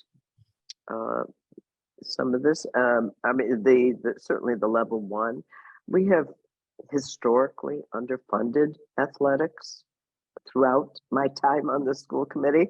We have one of the biggest athletic programs, I think, in the area.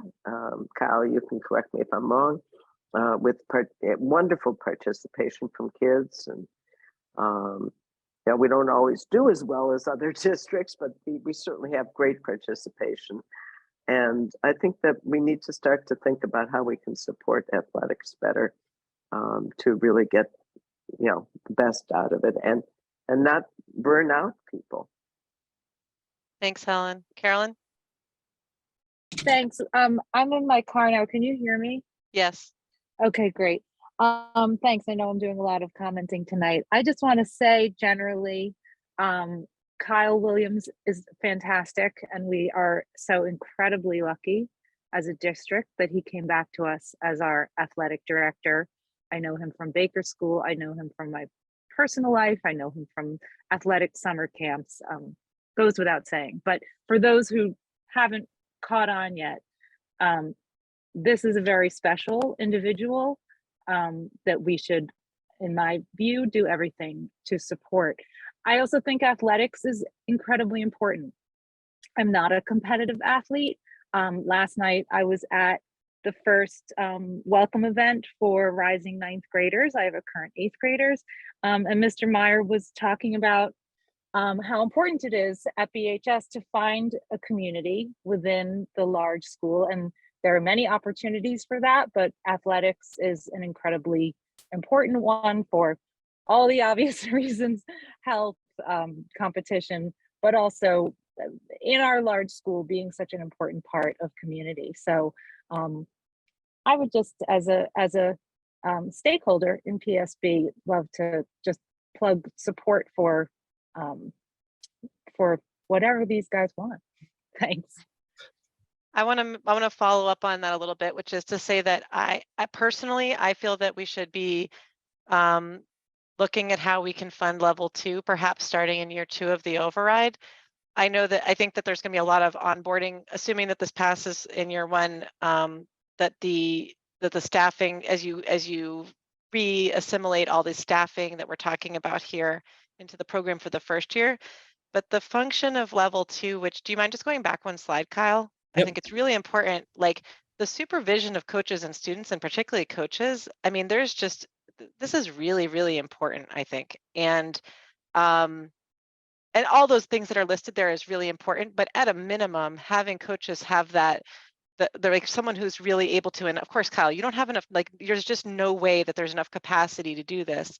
And I just think about the liability of, and we've all seen stories in the news, you know, just going back to this of what goes on in coaching, and having more of that face time and management and direct access, not just for professional development, but for really the core function of supervision is really important. And so I would actually like to say that I think we should consider having the second FTE, or the level 2 FTE, that single FTE, come in year 2 to really build out this capacity, because I think it is really important and speaks to the needs of the district, and it speaks to modern day considerations, not just going back to FY 14-15 levels of staffing, but how we want to think about athletics going forwards too.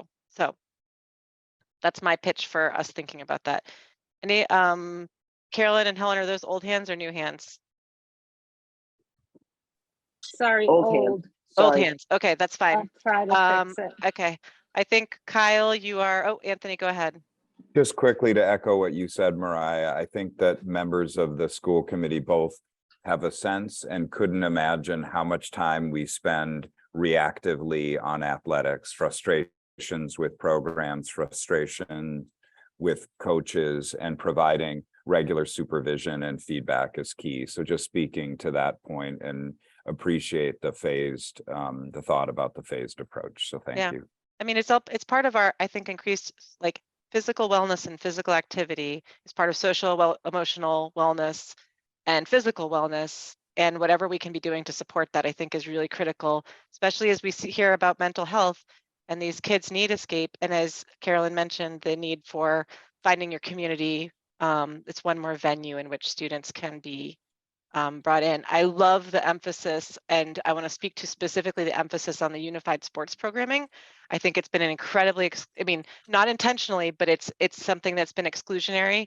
And so as we can think about how we build that part out, I think it's critical, in my opinion, to move towards this level 2 programming. I'm excited, Kyle, that you're talking about it for basketball already independently. And I think that we should be supporting the athletics program as it looks to build this out in a more holistic way across the year. So Mariah, thank you for adding that. And I just want to add one thing that Leslie Ryan Miller had said at curriculum, which was that students who opt into an activity often form a deeper, stronger relationship with the adult there, with the caring adult. And so athletics really is a tremendous opportunity in that regard to build strong, capable, confident students and relationships between adults and students. And so the more that we can do that, I think that the better off our students will be. Yeah, give those adults the right professional development to be the right adult for a kid and to Right. allow those connections to happen. It's great. Okay, thank you so much for this. Like I said, we're already 5 minutes over. So I think the next thing we're going to do is we're going to have the sort of overall discussion of the year 1 through 3 amounts and then the level 2 proposals. And then we're going to, if there's anyone who wants to provide public comment, we'll do that at the very end. And then we're going to wrap up, hopefully no more than 10 more minutes, because I like to end on time, but we just had too much and I bit off more than I could chew for today. Linus, are you going to pull up that single slide? I'm ruining my record Will of do. timely meetings. I hate that. Let me find it. Mariah and Finance Subcommittee and district leaders and community members, grateful to be with you this evening. I'm going to go watch some poker at the Brookline Teen Center to support a partner organization. Awesome. The other member of our administration who was here earlier will actually be playing. So root for Hal. All right. Thank you so yay. much. Tell him we said good luck. Yeah, I will Thanks, for sure. Anthony. Thank you so Thanks, much. Anthony. Kyle, great job. Yeah, thank you, Kyle. All righty, so I'm working at a handicap here because I don't have my 2 screens. So the operating override, what we want to contextualize here. So thinking through the override and the next 3 years, FY24 through 26, we've broken down some of the numbers and refined numbers and are getting tighter on those. Linus, I need to interrupt. We didn't Sure. talk about the South Brookline fee bus, the bus situation. We Do you want me to just give a quick? Yeah. Okay, so that was the one thing I rushed through. We didn't talk about. There was a survey done of the relevant families. There was about a 25% response rate. Of those, about 90% said they would be interested in taking the bus based on it, but it's a limited a fraction of the population. So and just to remind people, the $48,000 does not cover the entire cost of the bus. It was an offset. And so for now, we have estimated that removing the fee and actually adding a second bus would bring it in at $200,000 on the South Brookline bus cost. So I just want to say that could be refined a little more, but for now, based on the data we got from the community and so forth, that's the new estimate in there for that cost. Okay, go ahead, Linus, sorry. No worries. So what you see here represented is where we presently are with our allocation so initially our December 15th town allocation was 127.3 thousand, and you see that we've received a new number this week, roughly 300,000 less, and so we can talk about that a little bit more tomorrow. And we've looked at, Ruth did a very nice job of projecting our budget forward with our actual salaries, so that's everyone presently working in the organization moving forward on steps and lanes. So we're feeling pretty tight about these numbers going forward. And when we look at what the town allocation and projections are, and we look at what we've projected with our present levels of staffing, we see that we have an initial gap in each year, 4.8. Now remember, this number was initially 4.5 million. FY25, 6.5 million, and FY26, 9.1 million. If we look at Robin, do you mind muting Carolyn? I just see she's off mute and I heard some rustling. Thank you. Go ahead, Linus.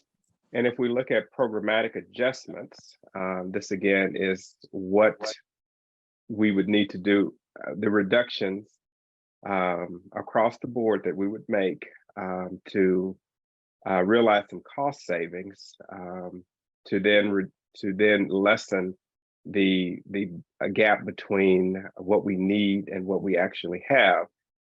We've looked at numbers 2.9 million, 3.1 million, and 3.25 million. And again, I want to be very clear, this programmatic adjustment will impact both staff and programs. And so we want to be very thoughtful about this, as well as go through this very carefully and realize savings that don't impact personnel, but there will be, I believe, personnel and program impacts here. That would then leave us with what we're calling a subsequent gap, which would be sort of an initial, what we would call a sort of a baseline override if we don't take in any of these other things that you just heard us talk through. Roughly 2 million in the first year, 3.5 million the second year, and 5.8 million in the third year. And again, we heard the conversation about BEEP. We believe that that would be a net zero or positive impact on the budget. And so we're going to work through those numbers and hopefully have those nailed down tomorrow. You just heard the athletics support requests. And again, we've projected those numbers forward. Student services support. Can I just say for athletics, we projected the level 1. I think Level that the 1, school that's committee correct. needs to, we had the conversation about the level 2 and what to do about that. I proposed one thing, but that doesn't mean that that's what was going to happen. So. And then our student services support, we're going to tighten this number down a little bit more, but this includes a recommendation from the special education review that we had, which is adding a K-8 director. And Trish Laham has been working, has had the equivalent of a 1.0 traveling nurse in the system, again, with the complex needs of our students. So we would want to add that as well. And so that cost is reflected here. We'll double check to make sure that's accurate. Mariah has already talked about the South Brookline bus. And Matt, will you confirm for me right now, do we have one bus currently or two? We run two. One bus makes 2 trips and the other bus just makes 1 trip. So one bus makes an early AM run and then a regular AM run, and it makes a PM run and a late PM run. And the other bus just makes 1 trip, 1 in the morning, Okay. 1 regular time, both arrival and dismissal. So we may be able to recognize some trade-offs here depending on how these other numbers worked out. And then we've been talking about the need for a study and review, a reshifting or focusing of our world language at the elementary level. So calls for a study in new direction there. So our total right now for these new initiatives is just shy of 700,000. So if we were to lump all of these in for our base or our foundational budget override requests, then you see the new numbers here at 2.6 million, or let's call it 2.7 million for 24, 3.8 million for 25, and then 6.1 million or 6.2 million for 26. And Just so to emphasize though, Linus, those FY 25 and 26 don't correct. include the BEEP offsets yet. So Absolutely, yeah. Yep. And that's why they're highlighted in yellow, because we're missing that information there. So a new, and just to show where we are, so our town allocation is here. Our initial budget gap, our initial budget request is here. And if we look at the savings that we could make, plus the impact of the offsets of an override, that would then give us, again, offsets with impacts to our current programs. We would then be coming in at roughly $129.6 million. So that's the bird's eye view, and we'll do a little bit more discussing of this tomorrow. Hang on one second, Val. I just want to say one thing before we get into the discussion on this, which is that there's an opportunity here for the committee, the subcommittee and the full committee to discuss not having a level 1 and level 2. But given what Linus is presenting, do we want to have a single ask that brings all of these things that I think had significant discussion about the importance of them into our single override request? So I just want to make sure people realize that even though we have the new initiatives called out separately, it's not necessarily that they have to live in the level 1, level 2, and that they're in level 2. Go ahead, Val.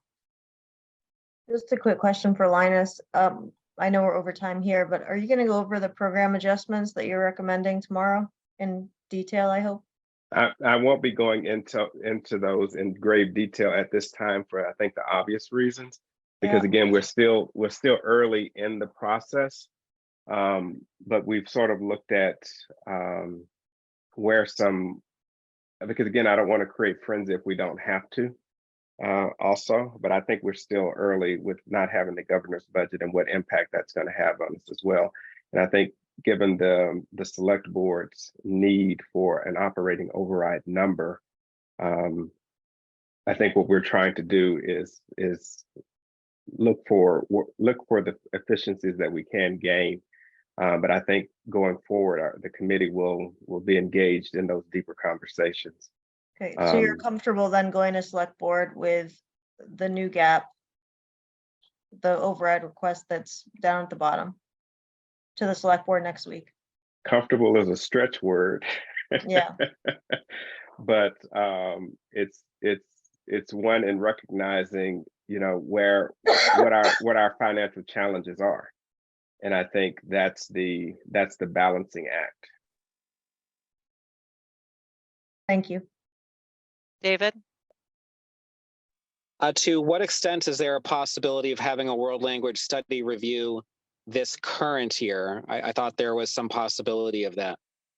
That is happening. So I'm playing with the language there. We've been calling that reimagining, but that the money that's there would be saying what would be the program improvements. Maybe that's the.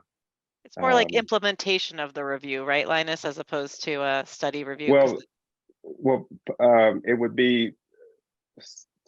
It would say, you know, from this study that's happening, and Dr.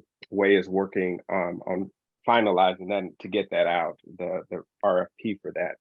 But then what's needed to actually implement that? So then taking that time to go through that process. So this isn't the review in the sense of let's examine the program in that sense, but what then are we going to take and actually get ready to implement? Any more questions on this?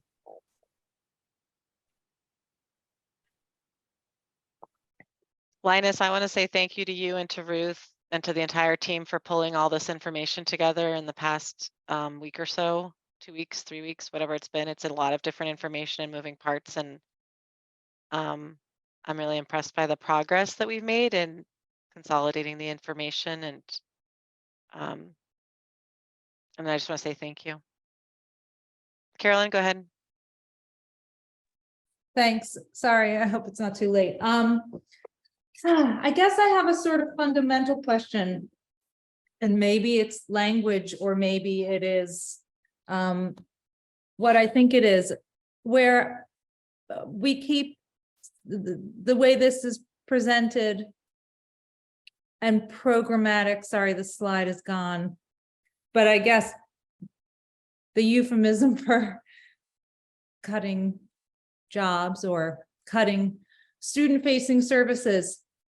I guess I would love to hear someone in a decision-making role talk about why, when you are contemplating reductions, if I'm reading it right, that it is limited to student-facing, where there have been, even in the last couple of years, increases in other areas, non-student facing areas, that I'm not seeing or hearing being contemplated. A small example, I think last year, the professional development line item was increased, I think, by $194,000 to $480,000.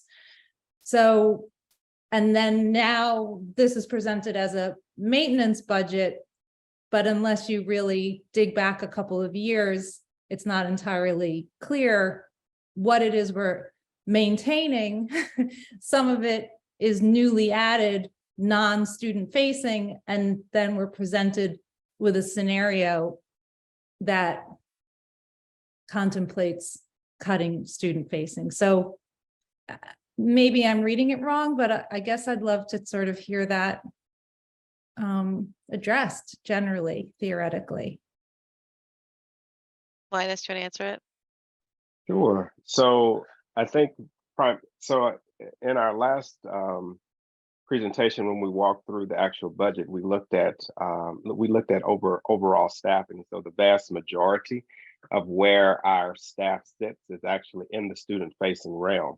So when you look at proportionality or cuts, that tends to be the larger pot that's available for that.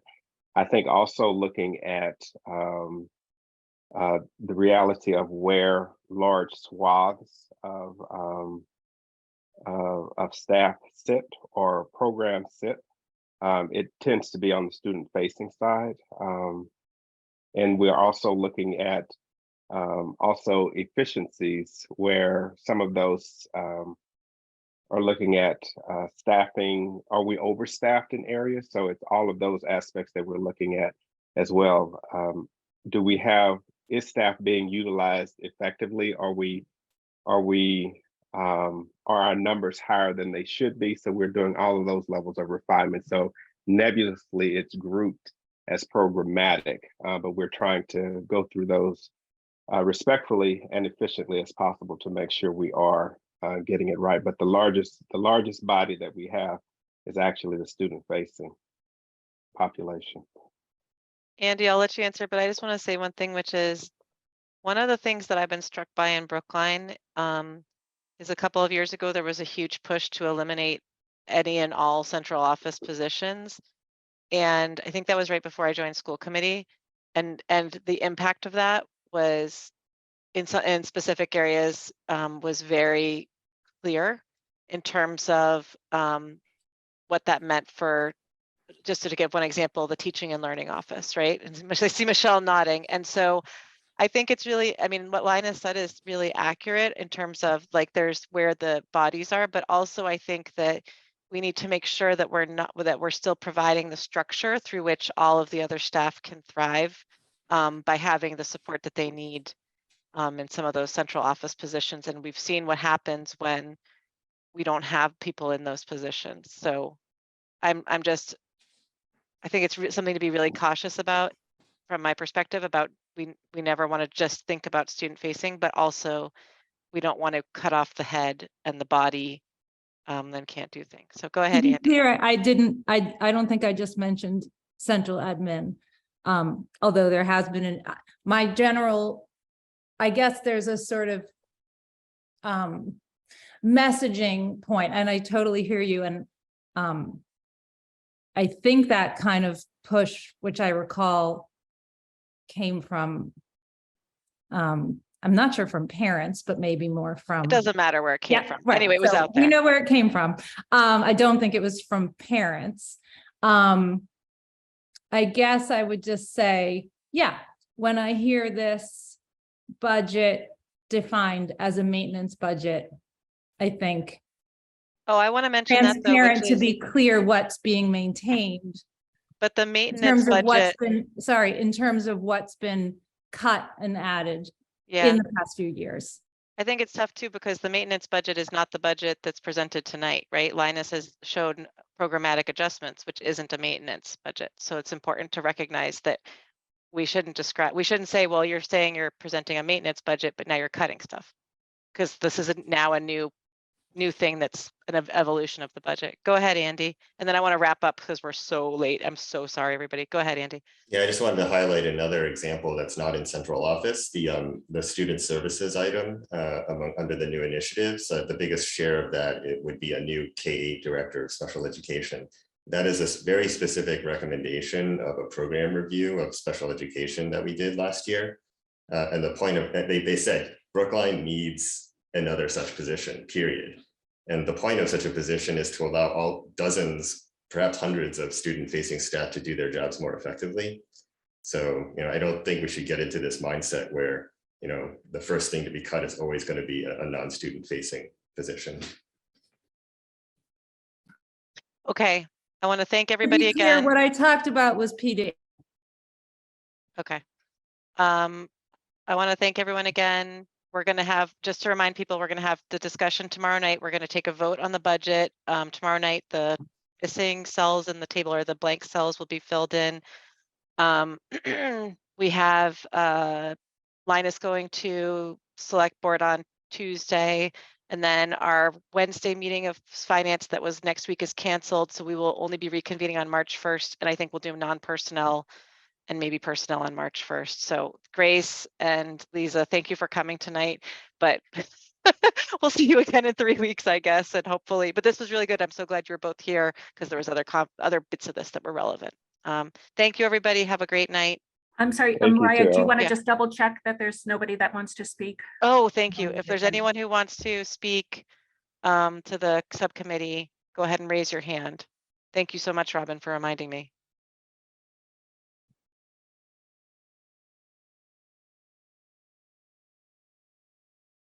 I don't see anyone. Okay, so people can always provide public comment by email afterwards if they've missed their chance. Thank you all very much. Have a good night.